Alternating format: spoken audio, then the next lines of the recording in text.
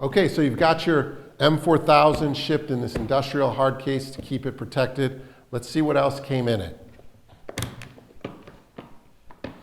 First thing is the instruction manual. I suggest you read it. Many of you won't, but it does come in handy, so keep that, don't lose it.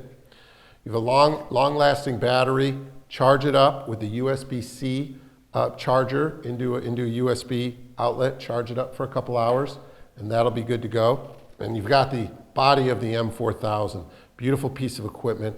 Qualcomm XR1 chip, 8-core, so you're not going to be bogged down with anything that you ask this thing to do. It's got the beautiful waveguide that is crystal clear and you can see through it even when the display is on. Keeps both eyes aware of what's going on. Great microphones, speakers.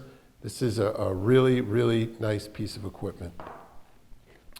Safety goggles. Comes with safety goggles with the rails, one for the M4000 and one for the battery. Doesn't matter which side you do, whichever one you're more comfortable with your eyes.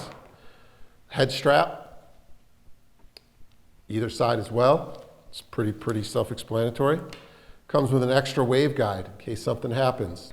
Keep it protected. These are very, very important to this whole process.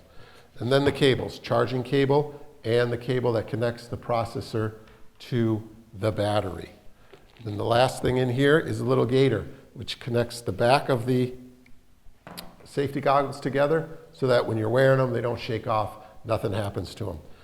That's what comes in the kit. It's a really, really nice. I'm going to get into how you put it together and how you use it in the next couple videos.